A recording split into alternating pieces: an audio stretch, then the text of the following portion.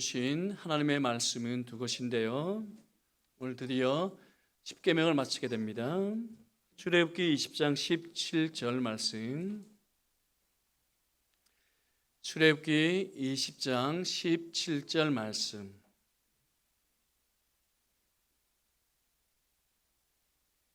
네, 하나님의 말씀을 듣겠습니다. 내 이웃의 집을 탐내지 말라.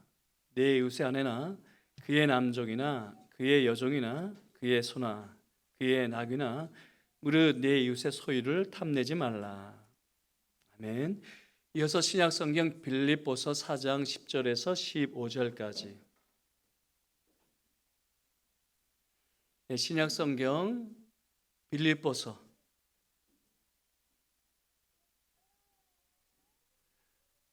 빌립보서 4장 10절에서 15절까지. 우리 교회학교 친구들이 지금 성경 부지런히 찾고 있는데 빌립보서 4장 10절에서 15절까지 제가 한 절 읽고 저와 여러분께서 한 절 읽고 그런 방식으로 하나님의 말씀을 봉독하시겠습니다.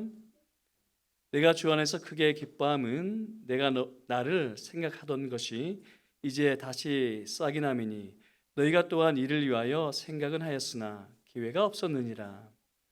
내가 궁핍함으로 말하는 것이 아니니라. 어떠한 형편에든지 나는 자족하기를 배웠노니 나는 비천에 처할 줄도 알고 풍부에 처할 줄도 알아. 모든 일, 곧 배부름과 배고픔과 풍부와 궁핍에도 처할 줄 아는 일체의 비결을 배웠노라. 내게 능력 주시는 자 안에서 내가 모든 것을 할 수 있느니라. 아멘. 네, 우리 교회학교 친구들에게 먼저 하나님의 말씀을 전하도록 하겠습니다. 우리 어른들에게는 나는 자족하기를 배웠노라 라는 제목으로, 우리 친구들에게는 십계명 그대로 내 이웃의 집을 탐내지 말라. 네, 맞아요. 내 이웃의 집을 탐내지 말라라는 제목으로 설교를 하도록 할게요. 어떤 교훈이 있을까? 그 전에요, 구약 성경에 있는 한 사건을 보도록 할게요. 오! 맞았어요. 여리고성 사건이죠. 애굽에 종살이 했던 하나님의 백성들이 시내산에서 하나님과 언약을 맺고, 근데 언약이란 혼인 예식과 같다라고 했어요. 그래서 하나님은 당신의 신부로 이스라엘 백성들을 삼으셨고요, 이스라엘 백성들은 하나님만을 사랑하겠다, 하나님을 마치 신랑처럼 모셨어요. 자, 그 이후에 하나님께서 약속하신 땅으로 들어가야 되는데 첫 번째 성이 우리 친구들이 이야기했던 것처럼 여리고 성이었어요. 가나안 땅의 입구, 대문과 같은 성이었어요. 그러니 그 가나안 땅을 지키는 사람들 입장에서는 대문을 튼튼히 해야 하겠죠. 그래서 여리고성은 굉장히 높고 견고한 단단한 성이었어요. 자, 그런데 여리고성을 어떻게 무너뜨렸을까요?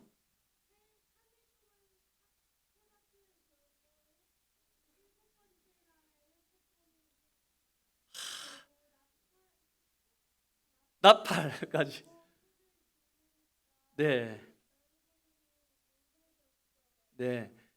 우연아, 한번 다시 한번 들어봐요. 제사장들이 나팔을 들고 맨 앞에 섰고요. 그리고 제사장들이 법궤를 들고 따라갔죠. 뒤에는 무장한 백성들이 마지막에 따라갔어요. 그래서 하루에 한 바퀴 그렇게 돌았고요. 6일 동안 하루에 한 바퀴 돌았어요. 마지막 7째 날에는 말하는 것처럼 7번을 돌고 나팔을 제사장들이 불었고 백성들은, 따르던 백성들 어떻게? 그렇죠, 크게 소리를 질렀어요. 그렇게 했더니 어떻게 됐을까요?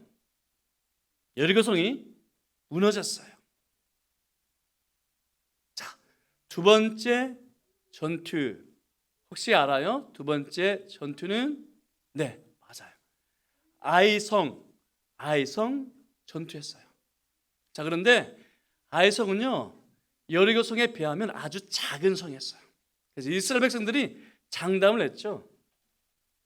우리가 다 갈 필요 없이 적은 수의 군사들만 보내면 여리고 성을 함락시킬 수 있어요 했는데 어떻게 됐을까요? 오히려 쫓겨났고 이스라엘 백성들이 죽었어요. 그래서 하나님께 기도를 했거든요.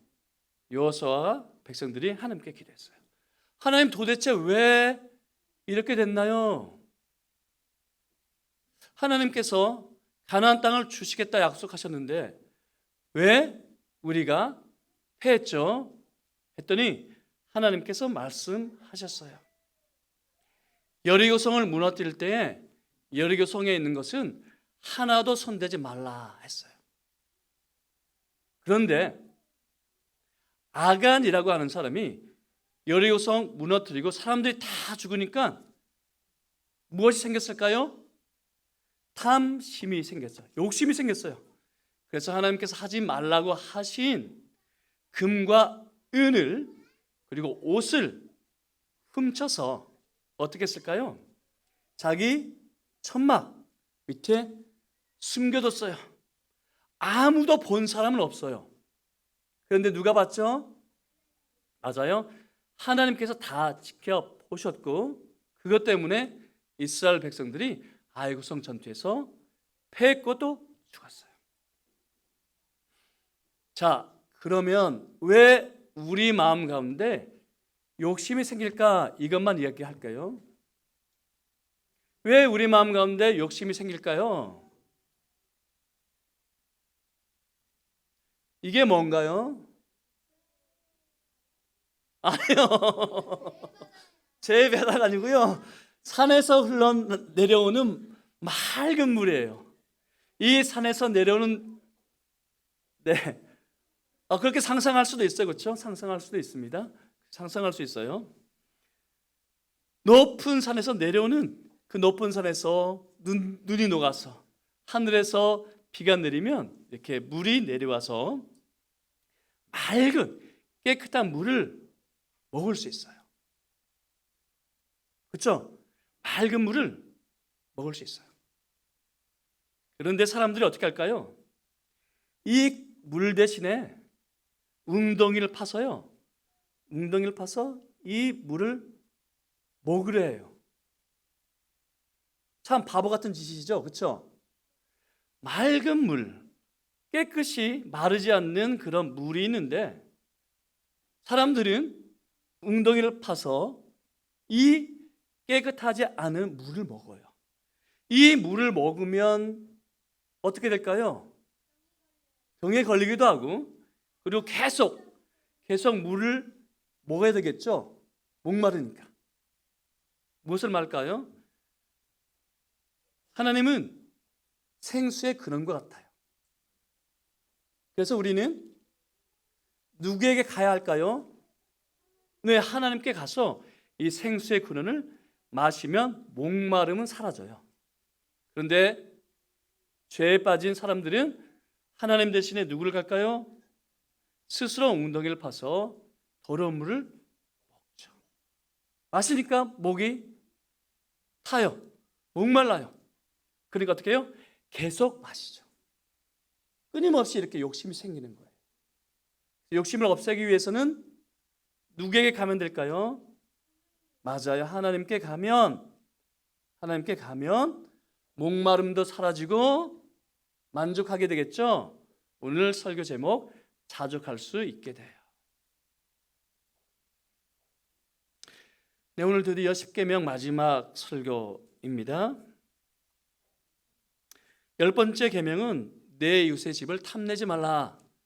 내 이웃의 소유를 탐내지 말라 명령을 해요. 곧 우리에게 탐실을 멀리하라 권면을 합니다. 자, 그런데 여러분 10번째 계명을 듣는 순간 혹여 마음속에서 이런 의문이 생기지 않으세요? 첫째, 자본주의 사회를 이끄는 것은 욕망인데 욕망하지 말라니 너무 시대에 뒤처지는 말 아닌가요? 둘째, 그럼 아무런 욕구도 묻지 말라는 뜻인가요? 모든 욕구를 버려야 한다는 뜻일까요? 어떻게 대답해야 할까요? 여러분, 산업 자본주의가 발전하면서 경제는 대량 생산, 대량 소비라는 두 축으로 굴러갑니다. 특히 포드주의라고 하죠. 작업의 표준화와 함께 컨베이어 벨트를 통한 자동화가 대량 생산을 가능하게 했습니다. 그리고 소비자들은 대량 생산의 결과로 이전엔 감히 엄두를 낼 수 없었던 것들, 그러니까 왕이나 귀족들만 누릴 수 있던 것들을 대량 생산과 대량 소비를 통해서 값싸게 제품을 구입할 수 있게 되었죠. 그 결과로 많은 사람들이 생활의 윤택함을 누리게 되었고 자본주의는 전 세계로 확산이 되었습니다. 하지만 부작용도 만만치 않은데요. 왜냐하면 대량 생산과 대량 소비는 사람들의 욕망을 부추기기 시작했거든요. 제품을 대량으로 생산을 했으니 기업가 입장에서는 소비자에게 무엇을 바랄까요? 당연히 물건을 구입해 주기를 바라지 않을까요? 그리고 정부 입장에서는 소비가 살아야 경제도 사니 기업의 형편을 봐주기 시작했습니다. 그래서 무엇을 할까요? 기업은 광고를 하기 시작했고 정부는 소비를 장려하는 정책들을 지금도 펼치고 있습니다. 곧 소비자들의 욕망을 부추기기 시작했다는 뜻입니다. 자본주의라는 제목으로 EBS에서 다큐를 제작한 적이 있었는데 아직도 이런 문구가 생각이 납니다. 소비는 뭘까요? 소비는 땡땡이다. 소비는 심리입니다. 왜냐하면 자본주의 사회에서 소비는 필요에 의해 일어나기도 하지만 대개는 심리가 결정하거든요. 그래서 지림신이 임한다 하지 않습니까? 그리고 실제 실험해 보았더니 즐거운 영화를 본 사람과 슬픈 영화를 본 사람들에게 제품을 보여주고 그 제품을 구매할 건지를 물었습니다. 어떤 사람들이 더 많이 구매할까요? 네, 슬픈 영화를 본 사람들이, 화가 나는 그런 영상을 본 사람들이 구매를 더 많이 합니다. 소비는 심리라는 뜻이죠. 그리고 우리는 남들에게 뒤처졌다라는 말을 듣지 않기 위해서 또는 남들과 다르게 보이기 위해서, 그러니까 나의 존재를 증명하기 위해서 소비를 하지도 않습니까? 이렇게 자본주의 사회에서는 끊임없이 사람의 욕망을 자극하고 역으로 사람의 욕망이 자본주의를 이끌어 가는데 10번째 계명은 우리의 욕망을 금지하니 시대에 뒤떨어진 것처럼 보이죠. 자, 그럼 아무런 욕심도 품지 말라는 뜻일까요?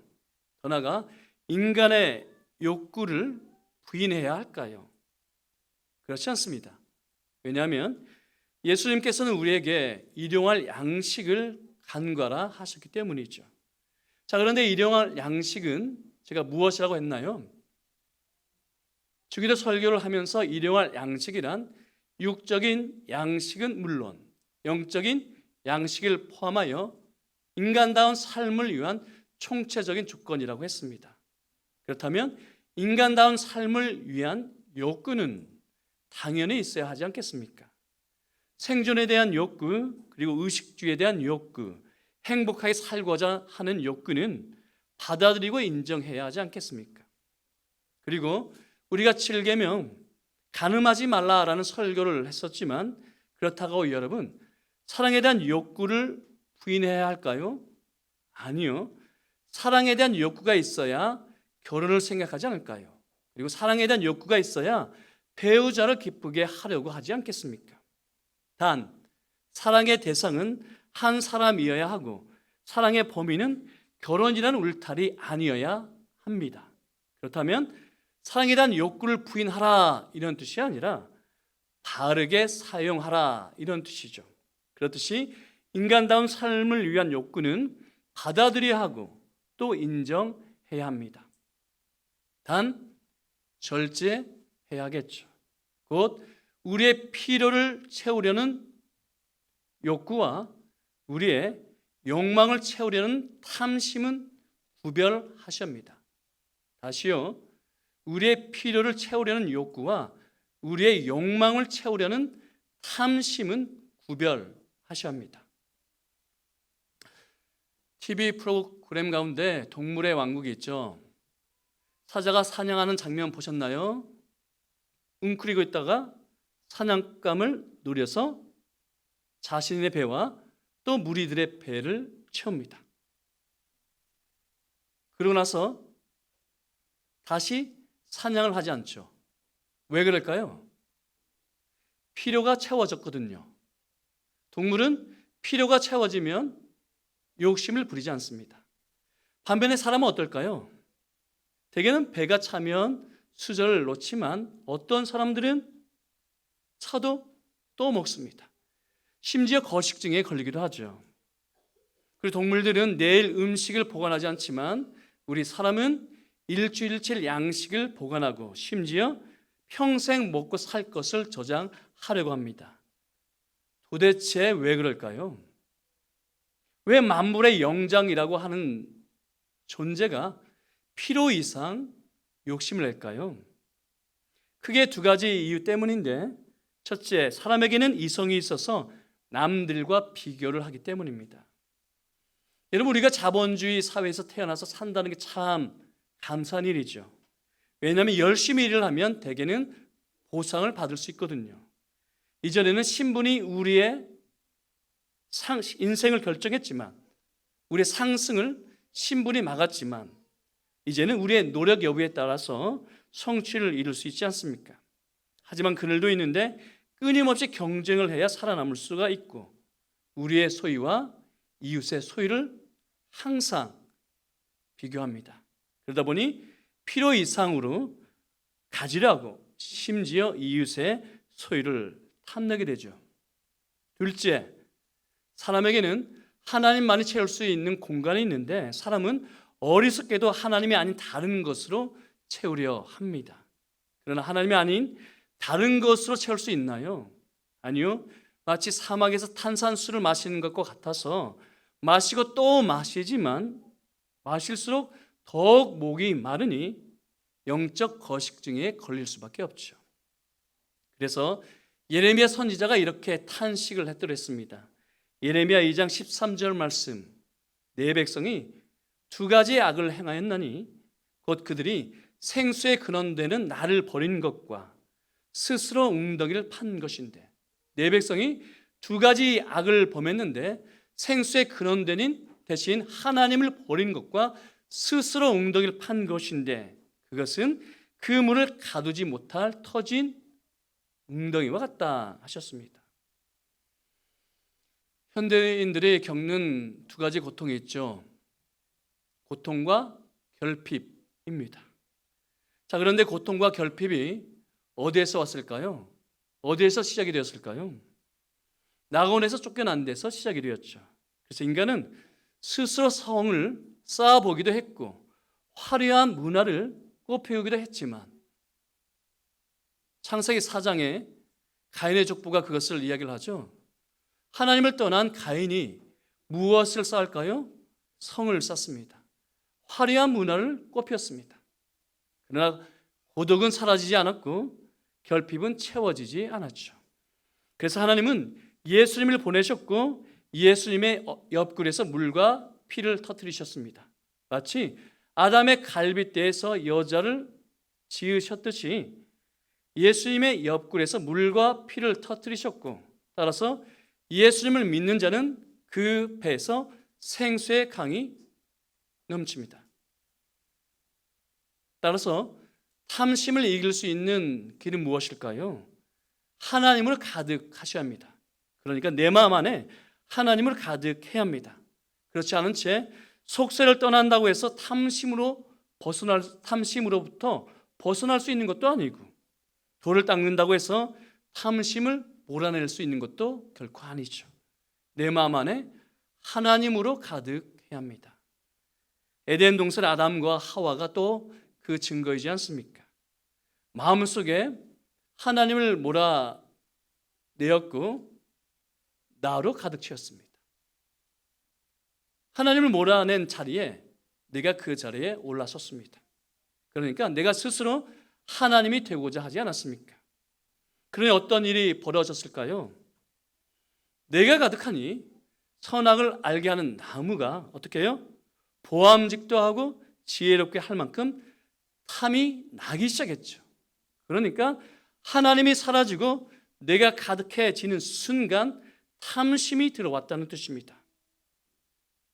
그러니 탐심을 이기기 위한 첫 번째 방법, 1계명으로 돌아가셔야 합니다. 곧 마음과 뜻과 힘을 다하여 하나님을 사랑하셔야 합니다. 10계명을 이기기 위한 첫 번째 방법, 1계명으로 돌아가셔야 합니다. 마음과 뜻과 힘을 다하여 하나님만을 사랑하셔야 합니다. 그 다음에 자족을 배우셔야 하죠. 자, 그런데 자족이란 무엇일까요? 소극적인 체념일까요? 그러니까 자기의 분수를 알고 거기에 맞추어 사는 것일까요? 아니면 운명론적 생각일까요? 우리의 미래는 하나님의 섭리에 의해 정해졌다 믿고 거기에 순응하는 것일까요? 그것도 아니면 인생에 대한 달관, 세상에 대한 관조일까요? 그래서 주어진 삶의 환경을 바꾸려 보려는 개혁 의지도 없고 사회적 책임도 지지 않으려는 초연일까요? 그렇지 않습니다. 성경이 말씀하고 있는 자족이란 소극적 체념도 아니고 숙명론적 자세도 아니고 인생에 대한 초연, 세상에 대한 달관도 아닙니다. 먼저 소극적으로는 우리의 필요가 채워진 것에 대한 감사이죠. 그래서 디모데전서 6장 7절과 8절 말씀, 우리가 세상에 아무것도 가지고 온 것이 없음에 또한 아무것도 가지고 가지 못하리니 우리가 먹을 것과 입을 것이 있은즉 족한 줄로 알라. 이것이 자족이고요. 자족이 있으면 경건에 큰 이익이 있습니다. 둘째, 자 그런데 여러분, 우리의 필요가 항상 채워질까요? 그렇지 않죠. 가난할 때도 있고 궁핍할 때도 있지 않습니까? 자, 그럼 그때는 어떻게 해야 할까요? 원망하면서 시간을 허비해야 할까요? 불평하면서 세월을 허송해야 할까요? 아니요, 그때도 환경이나 조건에 지배당하지 않고 흔들림 없이 주 안에 서야 합니다. 적극적인 자족이죠. 그러니까 우리의 필요가 채워지지 않아도 환경에 흔들리지 않고 그리고 조건에 지배당하지 않고 즉 주 안에 흔들림 없는 상태를 자족이라고 합니다. 그런데 여러분, 자족을 부모에게서 유산으로 받을까요? 학교에서 학습할까요? 아니요, 인생에서 배우셔야 합니다. 먼저 다윗을 예로 들어볼까요? 하나님께서는 사울을 버리시고 다윗을 선택하셨습니다. 사무엘을 보내시고 다윗에게 기름을 부어 이스라엘의 왕으로 세우셨죠. 자, 그런데 다윗을 기다리고 있었던 것은 무엇이었나요? 화려한 예루살렘의 궁정이 아니라 황량한 광야였습니다. 뜨거운 사람들의 환호가 아니라 차가운 사람들의 질시였습니다. 왜냐하면 하나님께서 다윗을 그런 환경으로 몰아가셨는데 인생에서 자족을 배우라는 뜻이죠. 그리고 자족을 말하고 있는 사도 바울은 또 어떤가요? 부활하신 예수님께서 먼저 찾아오셨습니다. 사울이 하나님을 찾은 게 아니라 부활하신 예수님께서 찾아오셨습니다. 이방인의 사도로 세우셨습니다. 그런데 꽃길이 사울을 기다리고 있었을까요? 아니요, 가시밭길을 걸어야 했습니다. 40에 하나 감한매를 5번이나 맞아야 했고 3번 태장을 맞고 또 한 번은 돌로 맞기도 했습니다. 그리고 3번 파손을 당하기도 했고 잘 아시는 대로 사단의 가시가 떠나기를 3번 간절히 기도했지만 거절을 당하지 않습니까? 사도 바울은 그럼 원망으로 밤을 지냈을까요? 이렇게 고백하지 않습니까? 어떠한 형편에든지 나는 자족하기를 배웠노니 나는 비천에 처할 줄도 알고 풍부에 처할 줄도 알아. 모든 일, 곧 배부름과 배고픔과 풍부와 궁핍에도 처할 줄 아는 일체의 비결을 배웠노라. 그리고 아굴의 기도도 아시죠? 잠언 30장 말씀, 내가 두 가지를 주께 구하였사오니 내가 죽기 전에 내게 거절하지 마옵소서. 곧 헛된 것과 거짓말을 내게서 멀리 하옵시며 하고 나서 이렇게 간구를 하죠. 나를 가난하게도 마옵시고 부하게도 마옵시고 오직 필요한 양식으로 나를 먹이소서. 왜 그랬을까요? 혹 내가 배불러서 하나님을 모른다 할 수 있기 때문이고, 반대로 내가 가난하여 도둑질을 하여 하나님의 이름을 욕되게 할 수 있기 때문이죠. 곧 부유함에도 위험이 있고 가난함에도 위험이 있다는 뜻입니다. 부유함에도 위험이 있고 가난함에도 위험이 있다는 뜻이죠. 그래서 그저 필요한 양식으로 나를 먹여달라 간구를 했었습니다. 자, 그런데 사도 바울이 무엇이라 고백하나요? 그래서 더 넘어서 소극적인 자족을 넘어서 적극적인 자족으로 나아가지 않습니까? 어떠한 형편에든지 나는 자족하기를 배웠노니 나는 비천에 처할 줄도 알고 풍부에 처할 줄도 알아. 모든 일, 곧 배부름과 배고픔과 풍부와 궁핍에도 처할 줄 아는 일체의 비결을 배웠노라. 고추 안에 흔들림이 없이 서 있었기 때문인데, 환경에 흔들림이 없었고 또 조건에 요동함도 없었습니다. 왜요? 자족을 인생에서 배웠거든요. 하나님께서 나의 인생을 몰고 하실 때에 그 속에서 하나님의 손길을 발견하고 하나님의 손길에 순응했기 때문이죠. 무엇을 배울까요? 자족을 배웠기 때문입니다. 그래서 사랑하는 한금교회 교회 여러분, 인생에서 자족을 배우시기를 간절히 바랍니다. 그리고 셋째, 더 나아가 나의 필요에만 매몰되지 마시고 이웃의 필요에 민감하시고 이웃의 필요를 채울 수 있기를 간절히 바랍니다. 자, 9계명과 10계명에 들어와서 갑자기 등장하는 단어가 있습니다. 무엇이 등장할까요? 5계명과 6계명과 7계명과 8계명에 없던 단어가 등장해요. 네? 이웃이 등장하죠. 그래서 9계명은 내 이웃에게 거짓 증거하지 말라 말씀하고 있고 10계명은 내 이웃의 집을 탐내지 말라라고 말씀하고 있습니다. 자, 그런데 주기도 설교하면서 또 강조를 했었죠. 기억이 나시나요? 주기도문 역시 이웃을 강조합니다. 처음부터 끝까지 우리라는 단어가 등장하거든요. 그래서 하늘에 계신 아버지를 어떻게 불러야 할까요? 나의 아버지가 아니라 우리 아버지라 불러야 합니다. 나에게 일용할 양식이 아니라 우리에게 일용할 양식을 달라. 나의 죄를 사하여 주시옵소서가 아니라 우리 죄를 사하여 주시옵소서.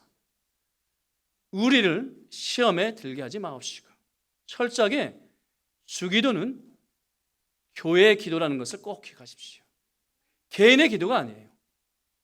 교회의 기도입니다. 자, 그러나 10계명의 이러한 명령에도 불구하고 이스라엘 백성들은 이웃의 필요에 둔감했습니다. 아니, 이웃의 소유를 탐하여 자신의 욕망을 채워갔죠. 그래서 이사야 선지자가 이렇게 호통을 쳤더랬습니다.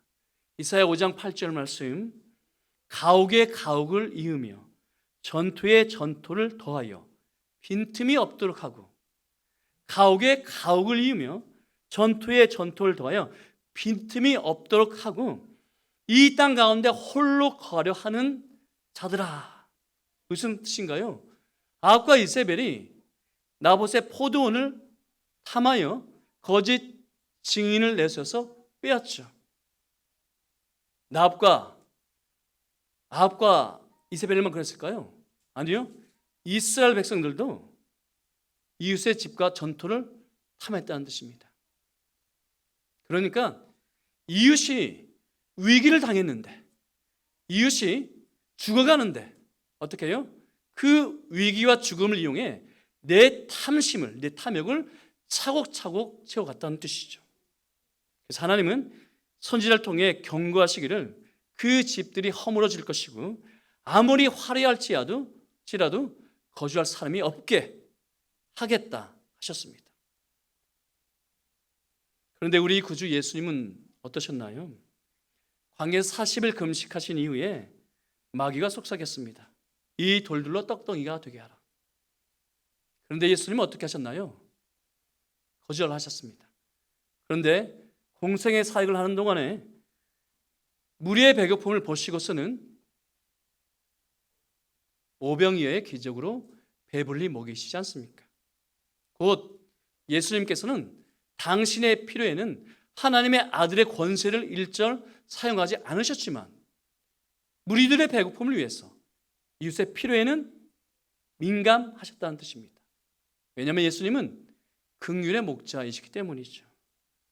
그러니 사랑하는 한금교회 교회 여러분, 첫째, 마음과 뜻과 힘을 다하여 하나님을 사랑하셔야 합니다.